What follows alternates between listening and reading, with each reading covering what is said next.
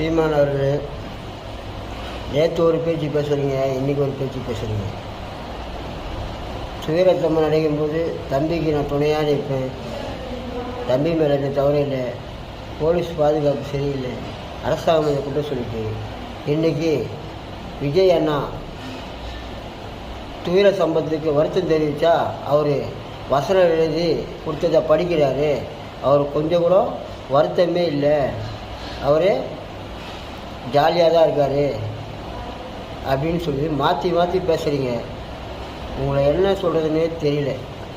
நீங்கள் ஒரு தலைவரா சீமானே, நீங்கள் ஒரு தலைவரா இல்லை சைக்கோவானே தெரியல.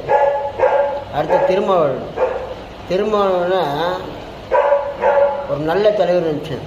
ஆனால் அவர் என்ன போட்டார்னா விஜயை கைது செய். எதுக்கு உங்களுக்கு பயம் வருது?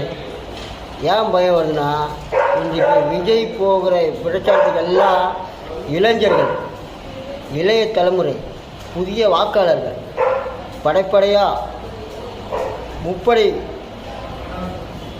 தளபதி மாதிரி எல்லா இளைஞர்களும் விஜயை சுற்றி வரனால உங்கள் கட்சியிலே பாதி இளைஞர்கள்லாம் இன்றைக்கி தாவேக்கை நோக்கி வந்து கொண்டுருந்தாங்க. சீமா கட்சியிலையும் தாவேக்காவை நோக்கி வந்து கொண்டுருந்தாங்க. நல்லா ஒரு பயம் வந்துச்சு. நல்லா மாற்றி மாற்றி பேசுகிறீங்க. ஹாய் விஜய் அண்ணா, வணக்கம்.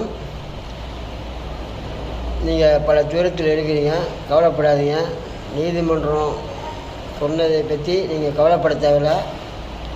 உங்கள் பின்னாடி ஆயிரக்கணக்கான மக்கள் இருக்கிறாங்க, கவலைப்படாதீங்க. நீங்கள் அடுத்த பிரச்சாரத்துக்கு போகும்போது தயவு செஞ்சு மின் ஏற்பாடு, தாவேக்கா தொண்டர்கள் எங்கே மீட்டிங் நடக்குதோ அங்கே சுற்றி கேமரா அமைக்கணும்னு கேட்டுக்கிறேன். பல சதி வேலை நடக்குது, உங்களை எப்படியாவது முடக்கி விடணும்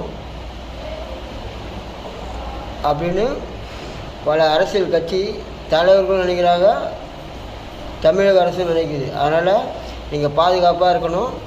அதே நேரத்தில் அடுத்த சுற்றுப்பயணம் மிக சிறப்பாக நடக்கணும், மக்களை நீங்கள் சந்திக்கணும், பாதுகாப்பு ஏற்பாடு இருக்கணும். என்னுடைய வேண்டுகோள் என்னென்னா, வர மக்களுக்கு உங்களால் முடிஞ்ச பிஸ்கெட் பாக்கெட், தண்ணி போன்றவற்றை நீங்கள் வந்து பிரச்சாரம் முடிக்கிற வரையும் கொடுத்துன்னு இருந்தால் அது ஒரு அவங்களுடைய பசி ஆத்திர மாதிரி இருக்கும். உங்கள் சுற்றுப்பயணமும் நல்லபடியாக அமையும்.